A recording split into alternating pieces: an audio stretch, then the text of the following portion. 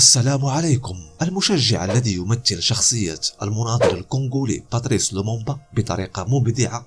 هذا المشجع الكونغولي خلى الكل متابعي الكان يعرف قصة البطل باتريس لومومبا والنضال الكبير اللي دار ضد الاستعمار البلجيكي للكونغو، النضال اللي كلفوا حياته وتعدم بأبشع طريقة من طرف القوات البلجيكية، قطعوه وذوبوه بالاسيد. اغلب من يحب التاريخ في شمال افريقيا وفي اوروبا نجهل قصص كثيرة خاضوها الشعوب ديال دول جنوب الصحراء والدول الافريقيه، مأساة ديالهم في كفه لوحدها، من الاحتلال الاسباني او البرتغالي او البلجيكي او الفرنسي او الانجليزي. وجاهد المشجع الكونغولي باش يورينا واحده منها، وفي مناسبه الاهم على مستوى القاره وبطريقه فيها ابداع، ويعرفنا على اهم مناضل في تاريخ دوله الكونغو وخلانا نعرفوا القصه الحزينه ديالو. واخذ شهره خاصه في هذا الكان، الشيء اللي خلى رئيس الكاف موتيسيبي يستقبله ويرحب به. وبعض الاخبار كتقول ان تذكره هذا المشجع مدفوعه في كل مباريات تاع الكونغو،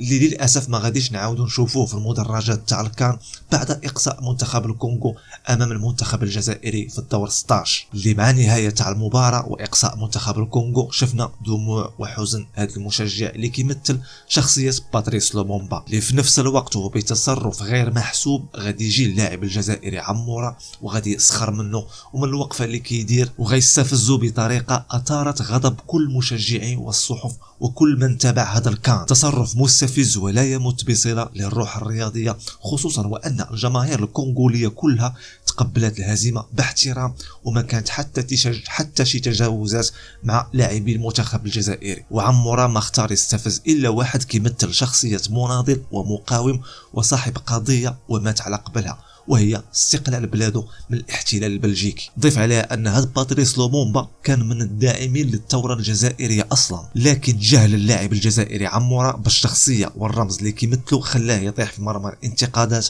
وسخط كل من تابع هذا الكان، الشيء اللي خلى بعض المشاهير كيتضامنوا مع هذا الشخص وكيوجهوا له التحيه، ابرزهم المدافع الدولي اشرف حكيمي اللي تضامن معاه عبر ستوري نشرها على الحساب ديالو في الانستغرام. ومن بعدها خرج اللاعب الجزائري عمورة خرج بستوري على الحساب ديالو على انستغرام كيعتذر انه ما كانش كيعرف ليش كيرمز هذاك الشخص، وانه ما سخرش منه وانما فقط كان كيتمازح معاه. طبعا هذا البلان ما مقبولش، ولكن اللي عطى الله عطاه. من بعد هذه الحادثه العديد على مواقع التواصل الاجتماعي وبعض المؤثرين تيطالبوا ان هذا المشجع لازم يكمل الفرجه على بقيه مباريات الكان. وانا من جهتي كنتمنى التوفيق للمنتخب الكونغولي في الاستحقاق القادم اللي هو مباراه السد للتاهل للمونديال ديال امريكا والمكسيك وكندا، باش نعاودوا نشوفوا هاد الايقونه في المدرجات تاع المونديال، باش العالم يزيد يعرف قصه البطل باتريس لومومبا.